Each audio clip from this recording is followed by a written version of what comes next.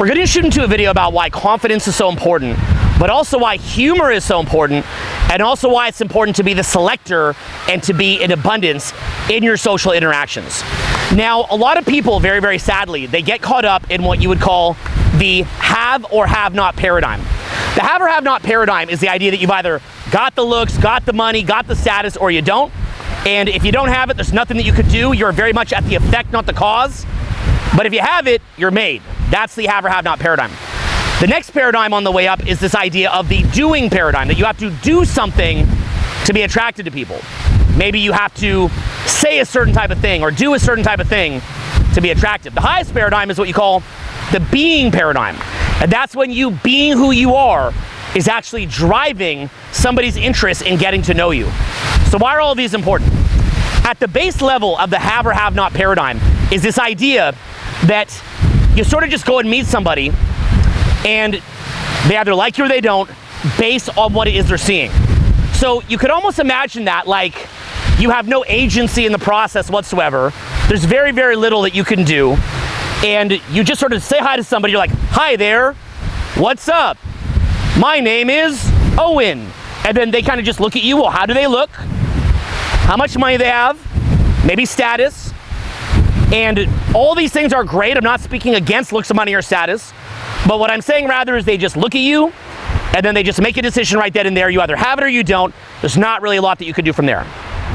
Now, going a little bit further is the doing paradigm. And that means there's specific things that you can do. I'll get into the being paradigm later, but there's very, very specific things that you can do. What are some of these things? Well, basically some of these things are humor, which get people laughing. Also, you may be teasing a little bit, or maybe you saying, you know what, maybe things aren't going to happen with us. And that's something that you can do. But also things in your vocal tone, things in your body language, things in your eye contact that you could change.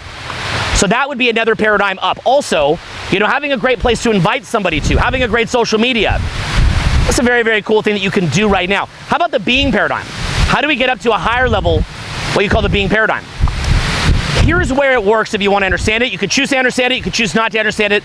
I can't twist your arm on this, I'm through the internet, okay? It's up to you. Here's basically how it works. People in the have or have not paradigm, what they do is they say to themselves, do I look a certain way? Do I have certain things? Am I someone of a certain status? And if they do, then their brain gives them permission to become funny. Their brain gives them permission to use vocal projection.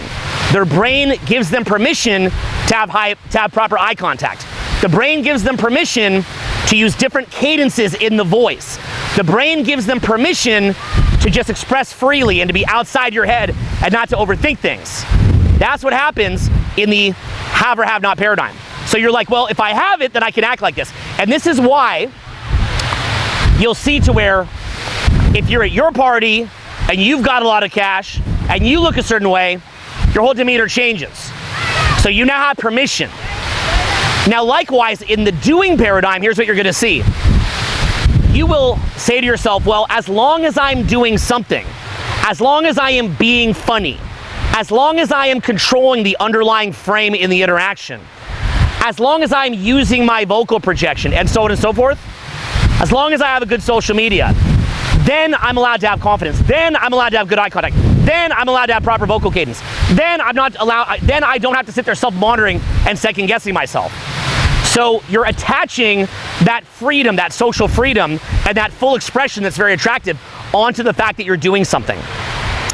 At a being paradigm level, what happens is that your sense of value gets shifted just to being a part of the beauty of life, a core sense of value, a high sense of self-esteem, and what winds up happening is you've kind of collapsed all of these different criteria for what would allow you to feel good about yourself.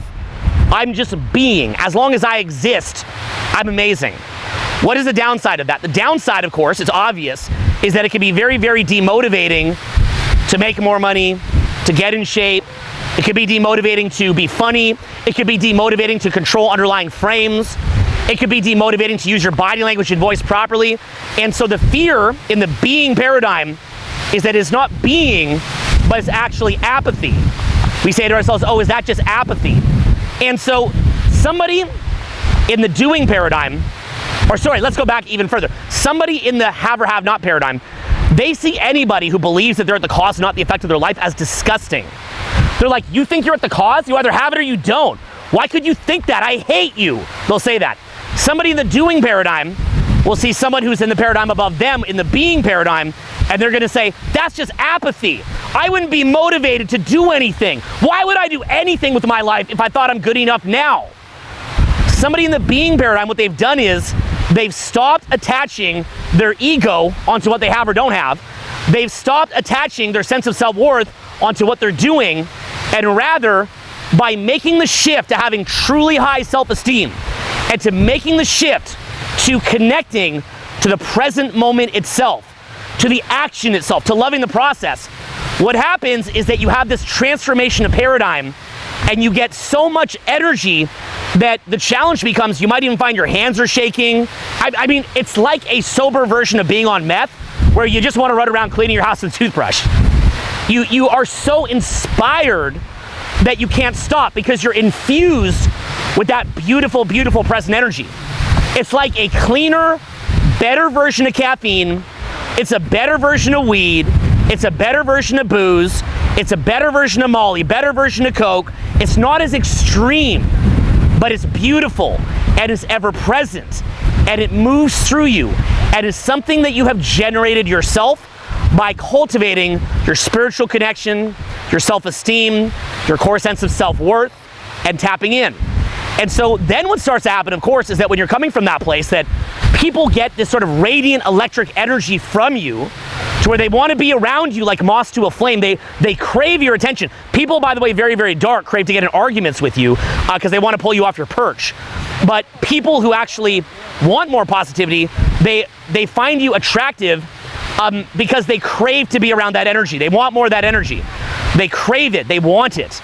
So you become naturally radiant, naturally attractive. People start to pay you more money. And so people pay, you make a business offer to somebody, they take it, you become a millionaire.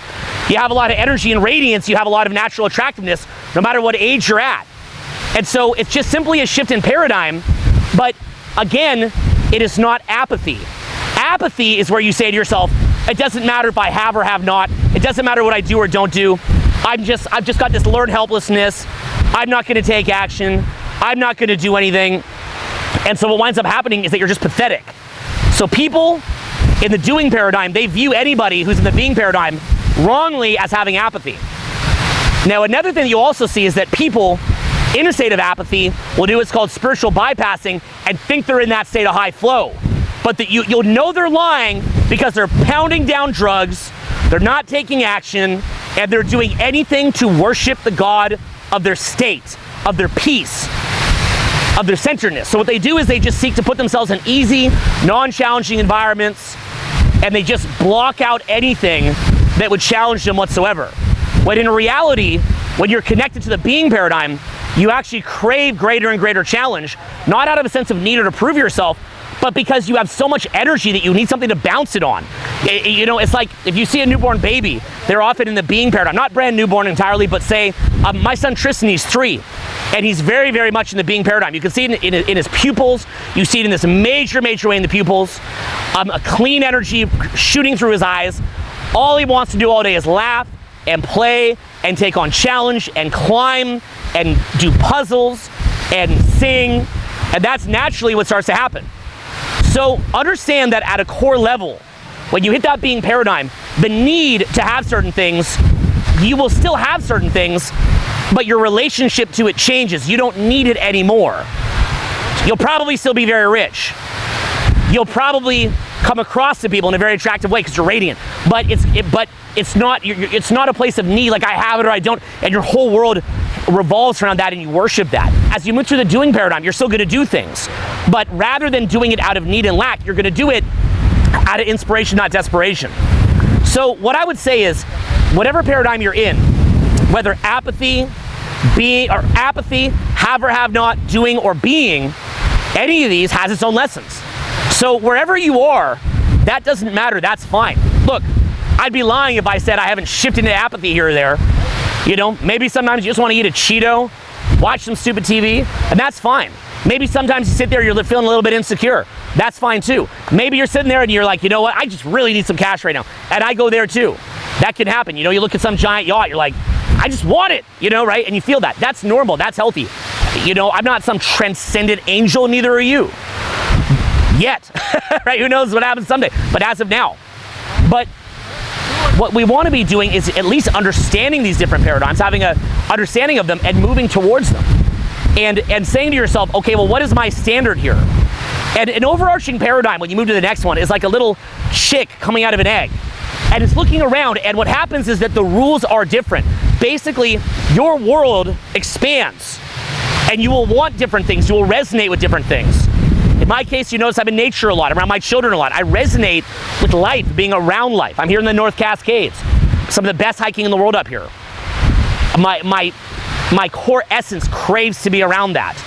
And what happens is that I get kind of an infusion from this that's similar to the dopamine spike that the person who's doing would get, or similar to the dopamine spike to the person that has or has not, and then they start to have and they feel good would have. But I get almost a clean present version from that, and I find it's almost like wind going through sort of like this little spinny gadget, and it's just filling my mind with all these different ideas, and I can feel it healing my body. And I mean, a lot of weird stuff happens. I don't even know if it's because of this or not. I couldn't tell you, but you know, we were in Redwood the other day, bugs and mosquitoes everywhere. I didn't get a single bite. My friends, my kids, everybody, they all got bit. I haven't been sick in 10 years. That caused that? I couldn't tell you. I don't know. I'm one analogy. I'm not a double-blind study. But you'll notice that with that healing energy just moving through you all the time, infusing you with energy, infusing you with expansion, opening your mind up, allowing you to become electric, radiant, and so on and so forth, what you're going to see is your entire life will change. So what I'd ask you is if you're someone who's in the have or have not paradigm, try becoming more funny. Try learning about things like underlying frame control and interactions. Try learning about confidence, using your vocal tone better. Try meeting new people. Try the doing paradigm. If you're somebody in the doing paradigm, then move into the being paradigm where that same state that you get from, say, building momentum, from taking action, from using your voice, from controlling frames, from being funny, that same state that you get, try bringing that within yourself and allowing that to be there without condition. But then in allowing that to be there without condition, you're at a fork in the road, because you're either going to go boom back down to apathy and saying, oh, I'm enlightened now, and you're a liar. Or what you'll do, and you'll notice this when you're on the right track, is that when you're infused with energy and inspiration, it's the same feeling that you get in the doing paradigm at a nightclub, where you just want to meet everybody and you just want to make everyone laugh. But you're not feeding that off of just social momentum. You're not just feeding that, which is a good way to spike it and learn it, by the way, but you're not just feeding that off like, oh, I'm being funny right now, or I'm looking good right now. But it's something that you internalize, and what you do is you remove that criteria as being necessary to feel like that. Allow that to be within yourself, but don't go into apathy and not do anything. Rather, let that infuse you to want to explore the world, to be around nature, to be around people, to meet people that, you know, the kind of people of your dreams that you'd want to meet, and have relationships, whether for a night or a lifetime with them, to have children if you want to build businesses, to contribute to the world. And I know that if you do this, your life will change in ways that you can't even imagine. You have no idea. Come here. You have no. We're gonna jump in. Let's hop in. Say hi to everybody from Cascades. Hi. How do you like Cascades? Beautiful, amazing. Okay, go for a little run. Go for a little run. We got you. So, your life will just change in ways that you can't even begin to imagine. So, basically, like I said, paradigms are like Russian dolls. Have or have not. You're still allowed to go to the gym. You're still allowed to get hella rich. Have or have not from the being paradigm, but do so from inspiration. You're still allowed to be funny, to control frames, to be confident, to use your subcommunication, your body language, but again, from inspiration, not desperation. And again, you're even allowed to be chill and meditate and sit there and chill out like in an apathy state, but it's a different quality of chilling. It's a different quality of rejuvenation. So it's a basic little ladder as you move up. I'm gonna go, probably in our next video, what I'll do is I'll go even a little bit deeper. I'll take these ideas and flesh them out a bit more, but you can actually go, you can understand this at kind of a granular level. So I'll take you there in the next video. I'll either shoot it here or Rainier tomorrow. I'll take you there in the next video. But basically this idea of just begin to recognize these paradigms in yourself, explore them fully, move up the paradigm, and your life is gonna change. If you like what it is that you learned here, by the way, the major reason that I teach it, this is a huge, huge reason I teach it, is because most people that I meet are either in apathy, or in the have or have not paradigm or doing paradigm, and I want to get around people that are from the highest paradigm. So if you're going to watch this, all that I would ask is that you either go build something amazing, come invite me into it if it helped you, or what I want you to do is pay it forward, make the world better so I can live in a better world. Or if you're somebody who thinks you're qualified, I do private groups. You can click the link below and you can see if that private group is a good fit. I got to be honest with you, we have really, really high quality people there. And sometimes you might have to come in and become that kind of person within the group itself, because you might not be able to get there on your own. Or come in as that kind of person and add to it, and we'll add to you, and we'll all go to the promised land together. So click that link below if you think that makes sense, if you want to get around people like that are going in that kind of direction, and I'll be excited to work with you personally. In the meantime, I'm going to wrap up my day, and we're going to shoot around Cascade a little more, maybe shoot another video here, or maybe Rainier tomorrow, and I'll talk to you soon. Peace. You have fun? Yeah. Nice.